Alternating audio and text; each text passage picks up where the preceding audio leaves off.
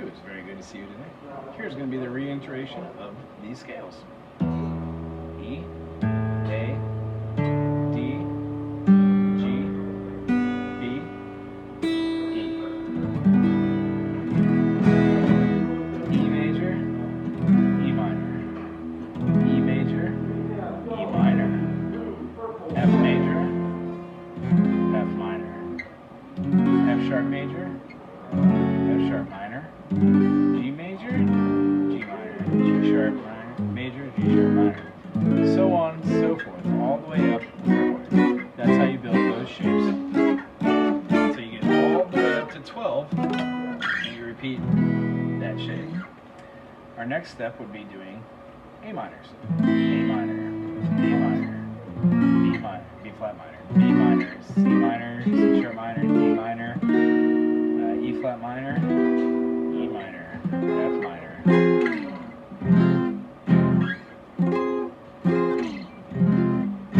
So what happens is you move up these and you realize that your F right here on the first fret, 6th string, is the same as the F on the 4th string, D string.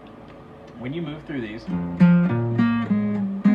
you start to get familiar with where your octaves are, and then you're able to associate those with your do, re, mi, fa, sol, la, ti, do. No matter where that scale is being played,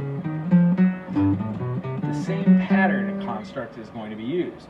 The reason why I teach it in C is because C has no sharps and no flats, so when I am talking to you, I don't have to repeat or say different letters or numbers.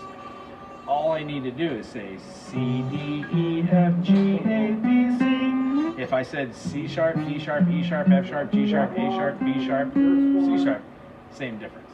So what I'd like you to do is be able to go through these with your first finger,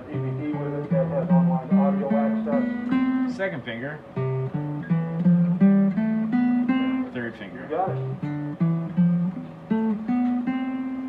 I'll do them all together, up and down, really quick.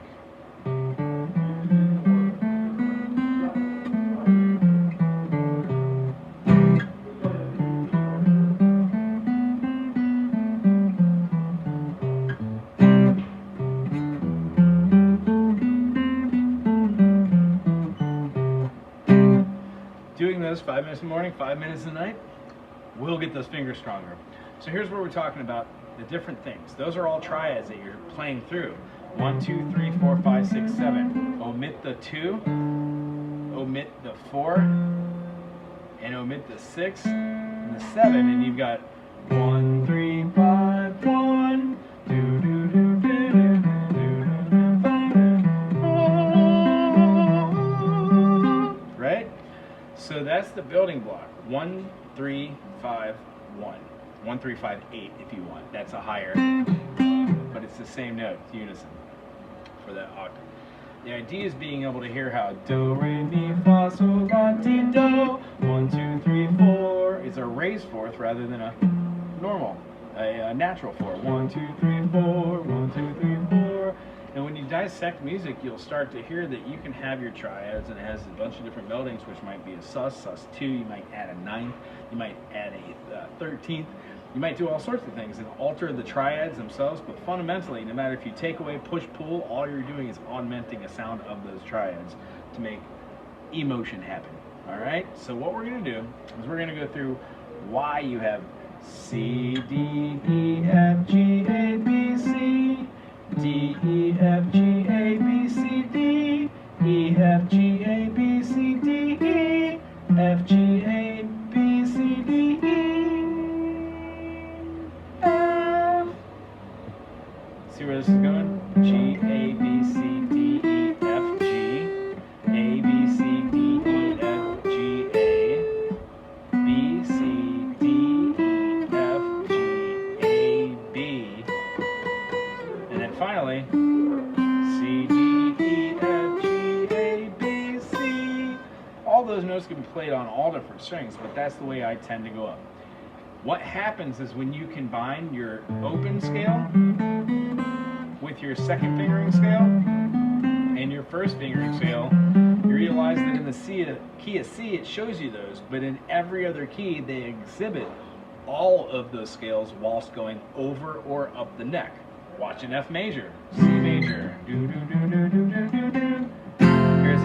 major Ionian. Do, do, do, do. Looks an awful like the third scale, right? Now here it gets to here, and that's our second scale. And if I were to move this way,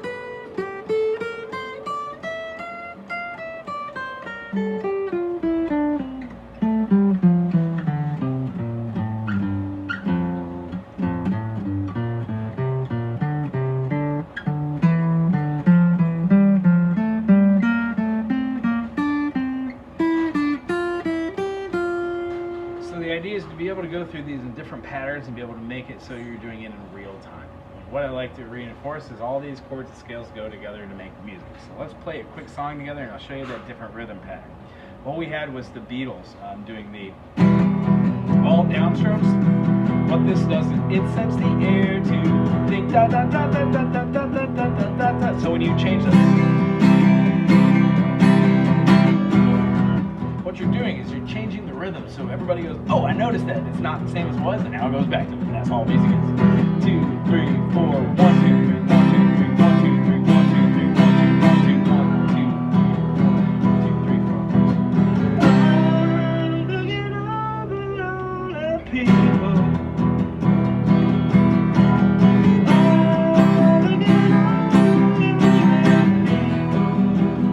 Notice how you can just still do the down, down, down, down, down, down, down by doing. So work on getting the same sound out of S.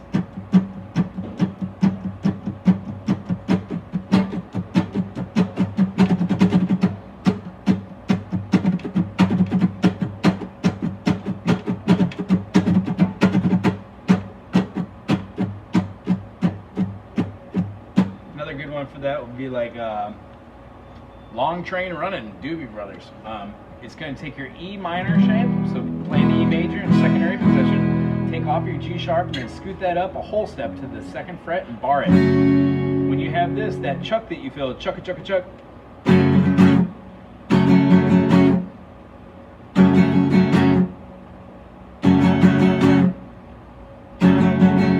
and over the top of that, you'd have.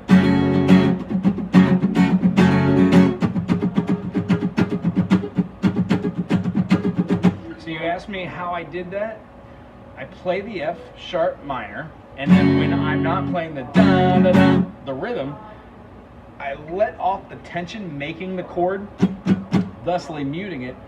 So when my hand is in rhythm, it performs a rhythmic meter.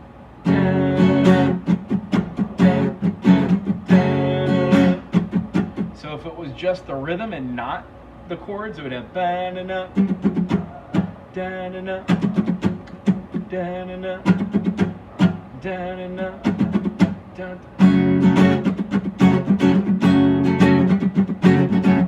Then that next part goes to a B minor, and it's a B minor 7, so you're going to take off your pinky and make it a B minor 7. If you're making an A major, and you took off this finger and just had these two, that would be an A minor 7. A minor 7, B flat minor 7, B minor 7. So we have a for that. You can also do it here.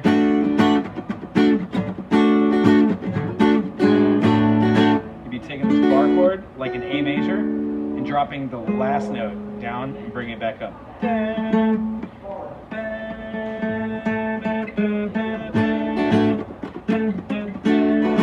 Yeah?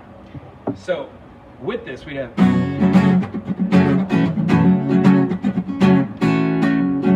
hammer. Here comes the chord. D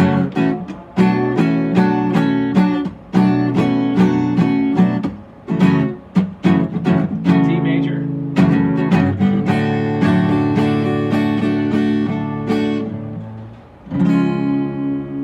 There's the chord in use. That is a D flat major.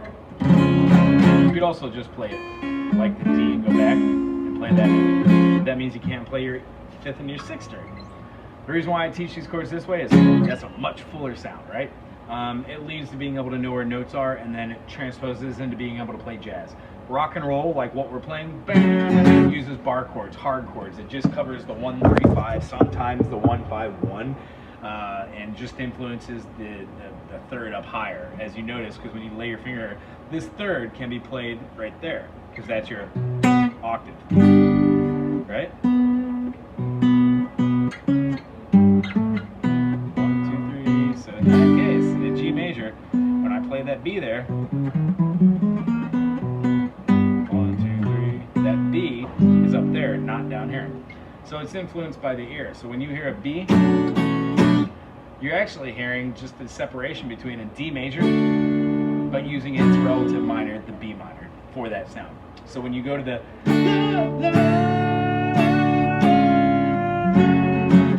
you're using relative chords through the whole thing. You're using the third of D to play the F sharp minor. It goes to the B minor to give that different movement, which is relative to the sixth of D, and then it goes to the major D. So hypothetically, you could say this song is either in the key of F sharp minor or it's in the key of D. I would tend to say it's in the key of D because it makes more sense. Anywho, I hope that works. I'm looking forward to seeing you next week. Work on those scales, and what I'd like to do is go over different ways to play those scales and what these modes are and how to hear them in music.